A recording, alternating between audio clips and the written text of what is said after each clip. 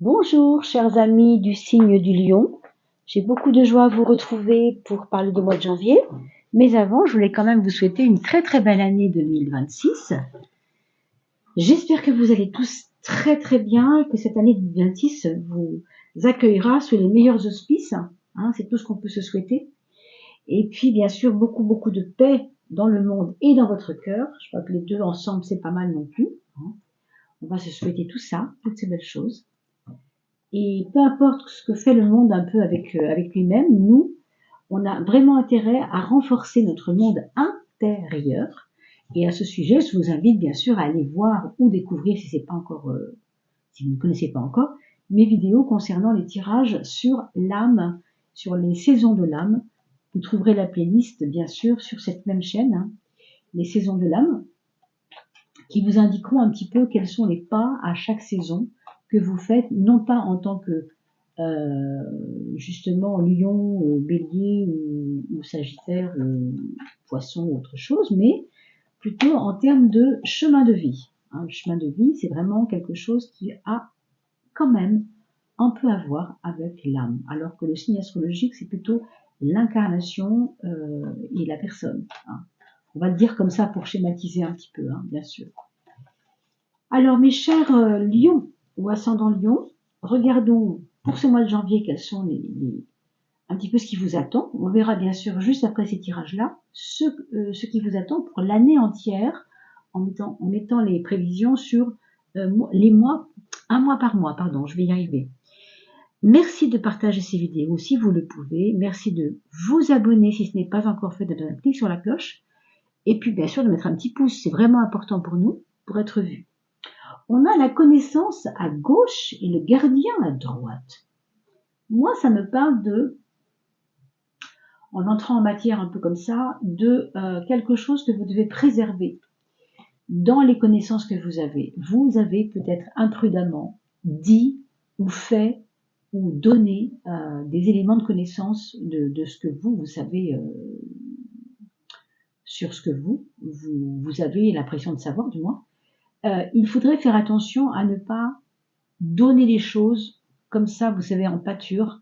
On vous demande de faire attention à comment vous le donnez, peut-être aussi, mais pas seulement ça, mais à qui vous le donnez.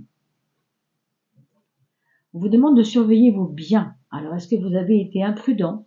Est-ce que vous avez laissé vos clés à quelqu'un? Est-ce que vous avez eu des ennuis suite à cela? Vous savez, le lion est assez généreux. Donc, comme il y a de la générosité, quelquefois on peut aussi se faire avoir. Alors, c'est pas valable pour tout le monde, bien sûr, mais particulièrement pour les personnes lions, elles ont cette espèce d'innocence, de candeur qui fait qu'elles pensent que tout va être simple parce qu'on n'est pas tous tordus. Or, il y a quand même des gens un peu tordus sur la Terre, bien sûr. On n'est pas tous complètement clean. Vous savez comment on est à plusieurs facettes. On a du yin et du yang, bien sûr. Donc, dans nos parties yin, on est plutôt bien. Dans nos moments yin et puis dans nos moments yang, c'est un peu n'importe quoi. On est tous pareils là-dessus. Il n'y a pas de blanc et de noir. C'est pas tranché comme ça. C'est vraiment tout à la fois. Donc, surveillez tout de même comment vous faites pour dire les choses, donner les choses autour de vous, comment vous distribuez votre énergie autour de vous. Parce que les chemins de votre connaissance que vous avez fait pour ouvrir votre esprit, ça vaut le coup d'être partagé, mais peut-être pas avec n'importe qui. Moi, c'est ce que je vous dirais tout de suite. Je ne sais pas si vous pensez à quelqu'un en particulier. Vous me redirez ça en revenant sur la vidéo dans quelques jours, puisque nous entrons à peine dans janvier, donc ça se vivra peut-être plus le 10 ou le 15 du mois, mais pour l'instant, voilà ce qu'on voit. Ça, c'est intéressant, parce qu'on nous parle de choisir une posture, alors qu'on parle de passage. Et en effet, quand on passe d'un côté vers un autre côté, c'est tout simplement qu'on a fait un choix.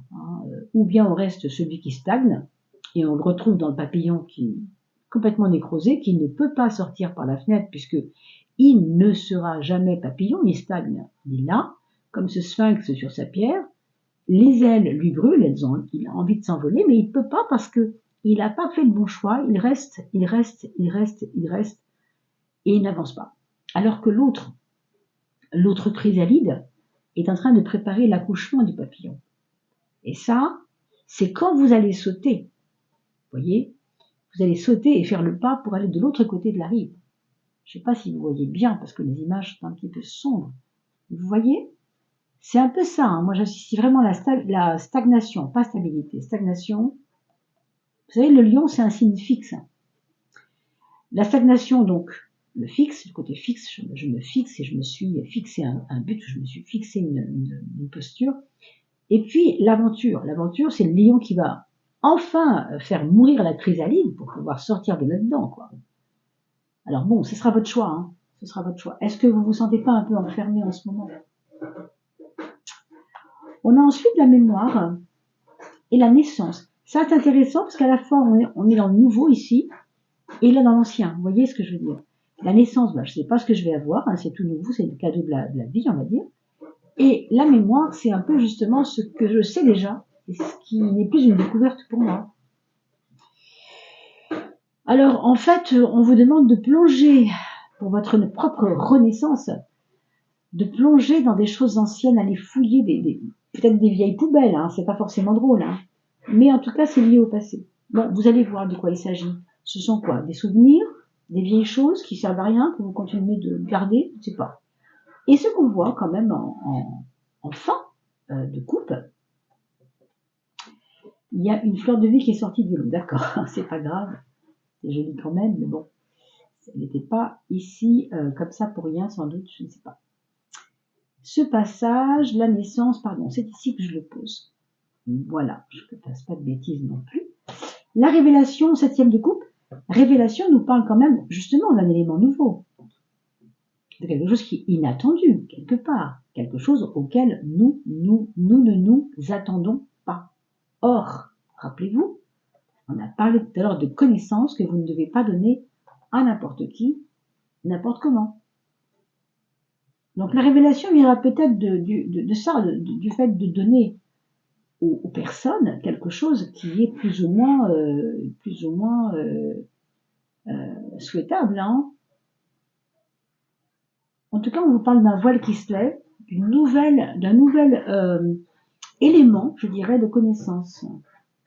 Ça vous ouvre même vers une nouvelle dimension. Est-ce que vous n'allez pas avoir une expérience un peu spéciale? Alors, moi, évidemment, je ne sais pas de quoi il s'agit. Mais bon, vous avez peut-être devant vous une expérience un peu spéciale, un peu avec le monde de l'invisible, avec, je ne sais pas, hein. Alors, Lion est plutôt cartésien, on va dire, mais peut-être que finalement, c'était ce que vous attendiez depuis longtemps, de pouvoir vous relier à des choses comme ça. La révélation peut venir d'un élément complètement matériel, c'est possible, un souvenir qu'on retrouve, et puis on retrouve des choses, des lettres, on retombe sur des vieilles lettres, des documents, des choses qui nous intéressent vraiment, mais auxquelles on ne s'attendait pas de trouver, ou alors carrément des choses du monde invisible qui se révèlent à nous parce que le voile est levé, et que, comme on dit souvent, quand on quitte ce monde, on a un petit voyage à faire. On ne part pas bien loin, on part derrière le voile, comme on dit. Donc, si ce voile se lève, on va voir ce qu'il y avait, ce qui allait nous attendre après. Le monde invisible, c'est tellement de choses à la fois. Donc, voyons tout simplement de quoi il peut s'agir. Allez, on pose la maison 1, la maison 2, la maison 3, et je vous retrouve juste après ça. Dans 1 seconde et demie. Alors voilà, on a posé nos cartes, on va maintenant aller voir en fait quelle est la chose que vous devez laisser de côté, ce qui n'est plus nécessaire de vivre, en tout cas ce qui n'est plus nécessaire dans votre vie en 2026. On va voir avant janvier ce qui était là, ce qui était à vos portes, et que maintenant, cette porte s'est refermée, quoi, hein. Qu'est-ce que c'était? De quoi il s'agissait? Oui, alors là, moi, je pense qu'il s'agit un peu d'une désinvolture qui est due certainement à un espèce de ras-le-bol. Je ne sais pas si vous le voyez comme ça. Un ras-le-bol de quelque chose qui vous traînait derrière vous.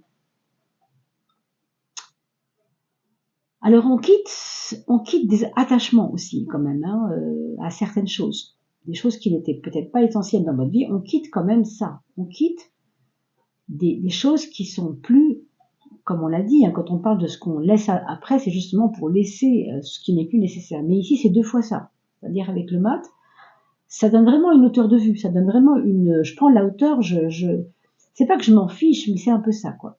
Alors, qu'est-ce que vous êtes à ce point intéressé de quitter, pour le coup, parce que, oui, vous voulez retrouver vos émotions. Alors moi, j'ai envie de dire, vous avez envie de retrouver le vrai en vous.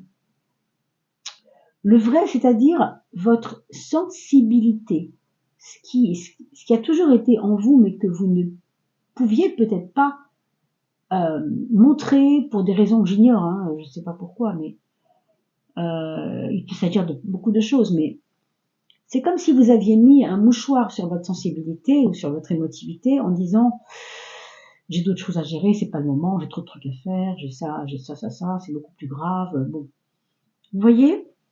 Donc là, on vous dit non, redeviens un peu l'enfant. Redeviens un peu l'enfant sensible que tu as toujours été, mais que tu ne te donnais plus le droit d'être. Est-ce que c'est lié à votre maman? Est-ce que c'est le fait que maman est là, qu'elle va partir, qu'elle est bientôt partie, qu'elle est partie il n'y a pas longtemps? Est-ce qu'elle a déménagé? Est-ce qu'elle est loin? Enfin, vous voyez, il y a des choses qui se ravivent. On a vu la mémoire tout à l'heure. Est-ce que c'est ça? Hein, possiblement, en tout cas. Hein, possiblement. Voyons le point faible. Bon, bah, le point faible, c'est vrai que c'est un peu votre difficulté de remettre en question vos idées. Quand vous avez établi une loi, une vérité, quelque chose, il vous est vraiment souvent très difficile de mettre un coup de pied dans la fourmilière en disant non, non, ben moi, je vais réfléchir à ça. Non, c'est pas votre truc. Vous aimez bien garder vos idées impeccablement comme vous les aviez mises voilà, établies en tout cas, tellement que ça vous donne un problème de souplesse d'esprit. Alors attention toutefois à ça, c'est pas très grave, hein, parce qu'on voit que c'est quand même important, mais c'est un point faible au sens où ça vous bloque dans une espèce d'autoritarisme autoritaire, si vous voulez. Et ça, pour la famille, pour les amis, c'est peut-être pas si facile à vivre. Hein. Donc regardez bien comment janvier va se vivre pour vous et comment vous allez vous faire attention à ce côté un peu moi c'est comme ça, je suis un pur et dur et pas question que je peux pas changer, c'est pas mon truc. Non, je pense que vous êtes déjà un petit peu assoupli l'année dernière déjà et que ça continue à faire son chemin. Cette émotivité retrouvée, ce côté imaginaire enfance, etc. de retrouver, va vous permettre justement de vous aider à assouplir ce mental. Hein. Oh, ben c'est merveilleux, vous avez un point de force, en point fort donc, hein, point faible ici, point fort ici. Vous avez le soleil qui est tout ce qu'on peut souhaiter à quelqu'un pour aller bien, c'est-à-dire pour retrouver de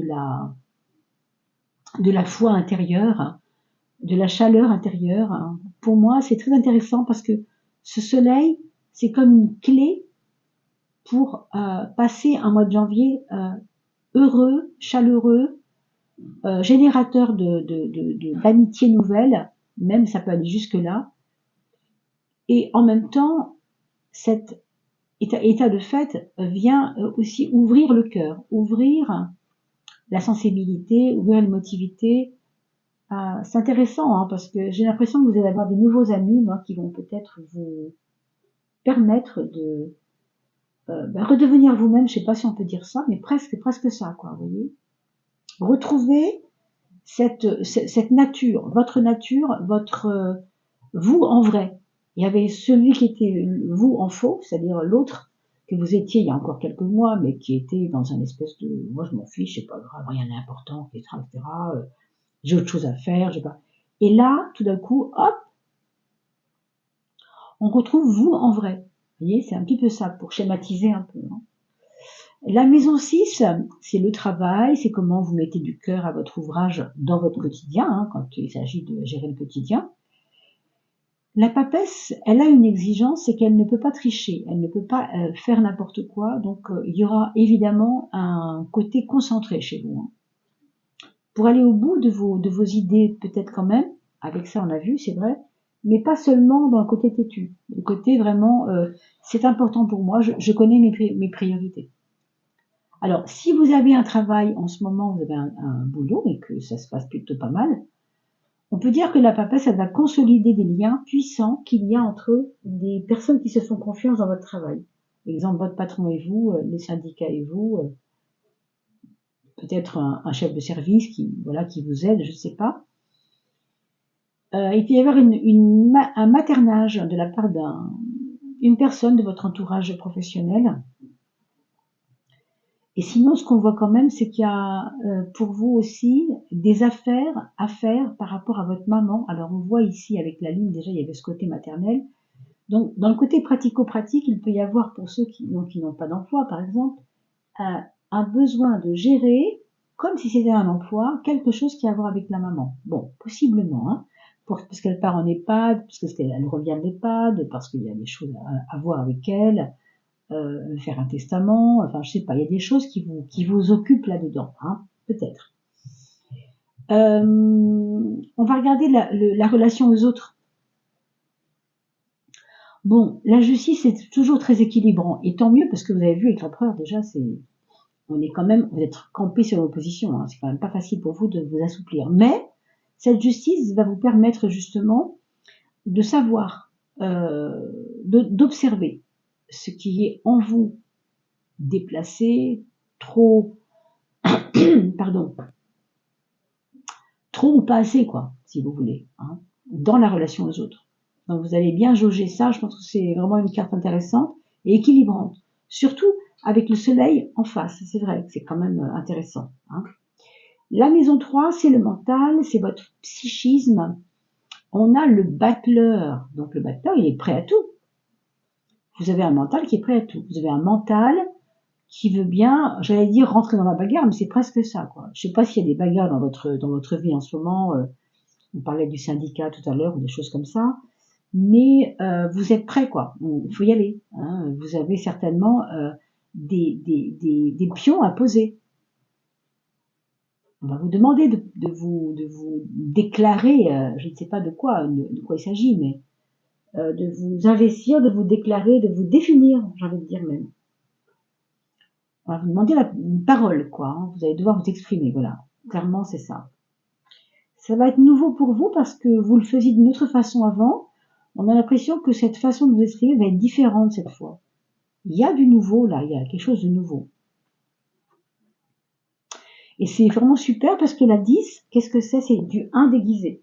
Le battleur, c'est le chiffre 1. La roue, c'est le chiffre 10.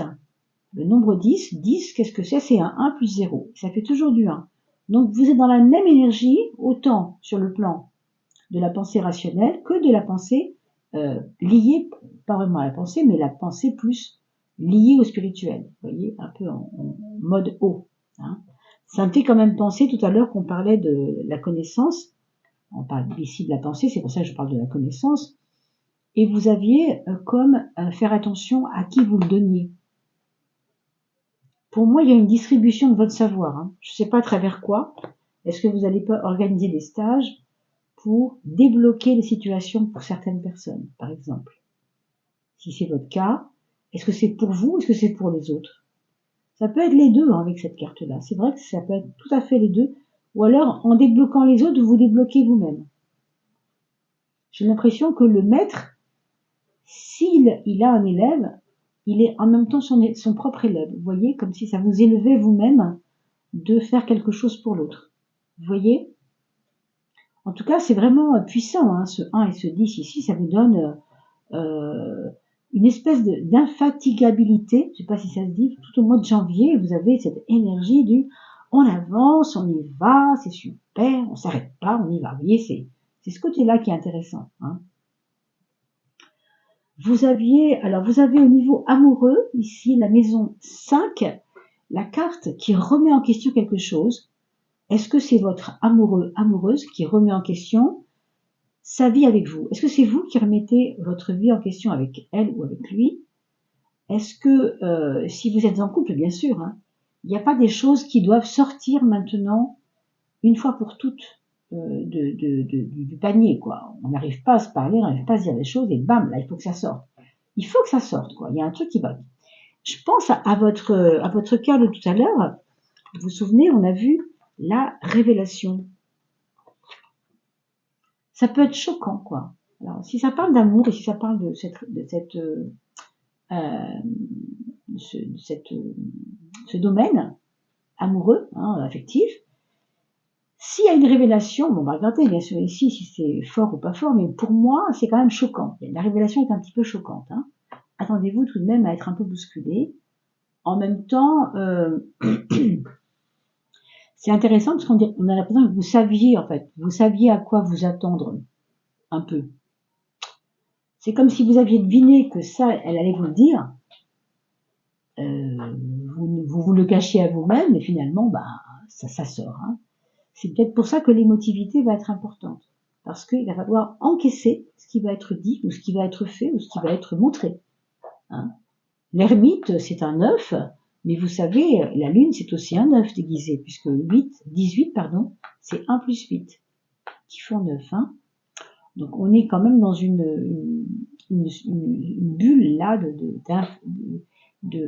j'allais dire, je cherche le mot, pas de pessimisme, mais de intériorité, si vous voulez, qui fait que vous n'êtes pas expansif là-dedans, quoi.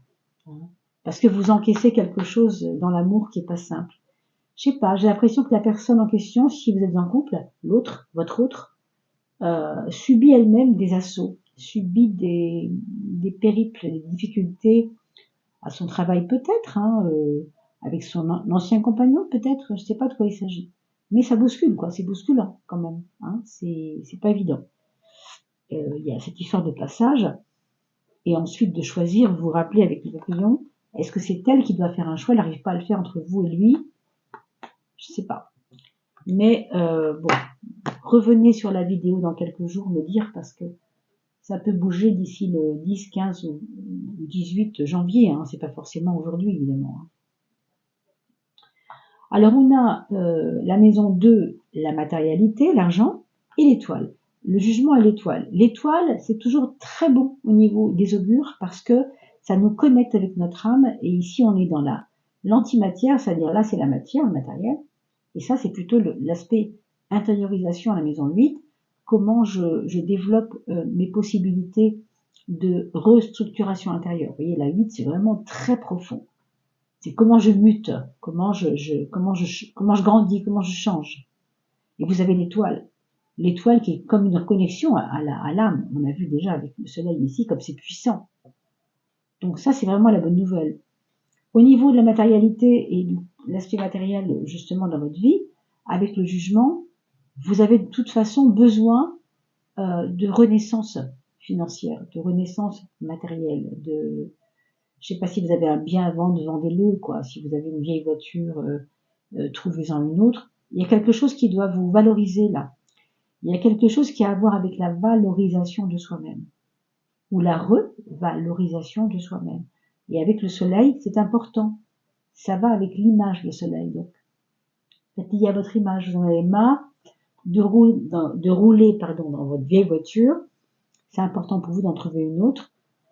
Ou alors, je sais pas, c'est vos vêtements, c'est des choses que vous ne mettez plus, qu'il faut changer ça, quoi. Il y a quelque chose avec pas forcément votre look, mais ça va avec la matière, quoi, avec l'image de soi aussi. Possiblement. Voilà. Alors, on va regarder, bien sûr, avec la dernière carte. Oui, alors, je pense à ça aussi. C'est vrai, on a parlé de naissance tout à l'heure. Cette naissance, ça peut être aussi cette image de vous qui renaît. Une nouvelle image de vous. Vous vous êtes coupé les cheveux, vous avez fait une teinture, vous avez perdu 10 kilos, vous avez arrêté de fumer, je ne sais pas. Des choses qui sont vraiment fortes au niveau intériorisation et surtout renouveau personnel, renouveau intérieur. Vous avez la ear chakra. Alors, le ear chakra, c'est le chakra. On parle d'un chakra, mais en fait, c'est plutôt le centre des oreilles. Il n'y a pas de chakra dans les oreilles, mais vous savez que tout le corps humain est dessiné dans toute la forme de l'oreille. Donc vous savez, on peut imaginer ici que ça fait un peu une forme d'oreille, d'ailleurs. C'est pas le hasard non plus. Mais qu'est-ce que ça veut dire? Alors, notons que les messages qui apparaissent et les sons qui apparaissent dans votre vie, les musiques qui apparaissent dans votre vie, vous mettez la radio, boum, vous avez une musique qui arrive, boum, il y a des mots qui sortent de la bouche du chanteur. Qu'est-ce que ça veut dire? Donc, from both external sources, donc ça vient de différentes sources, hein, ça peut être un oiseau qui chante, ça peut être une feuille qui vole dans le vent et qui vous parle, ça vous dit quelque chose, ça vous rappelle quelque chose. And within your mind, ok, votre esprit donc. These messages are real answers, donc ces messages sont vraiment des vraies réponses à vos prières. Donc ça veut dire quoi? Ça veut dire qu'il faut ouvrir les oreilles, parce qu'il y a des choses qui vont peut-être être intéressantes, et comme on dit souvent, ça ne va pas tomber dans l'oreille d'un sourd. Ah ben non, parce que si vous êtes sourd, vous n'allez pas entendre. Hein. Et je pense à ça, pourquoi je pense à ça? Parce qu'on en a parlé tout à l'heure de la mémoire. Vous savez, les sons, souvent, ils sont en relation avec la mémoire. Par exemple, ma mère disait, elle avait une parole, elle disait ceci, mon père disait cela. Quand j'entends les cloches de l'église, ça me rappelle mon enfance, parce que j'habitais une maison avec une église derrière. Bon. Quand j'entends, je ne sais pas, à la radio, je ne sais quel chanteur qui chante ça, tiens, ça me rappelle mes 16 ans, je me rappelle, à 16 ans, j'ai fait ça, j'ai vécu ça.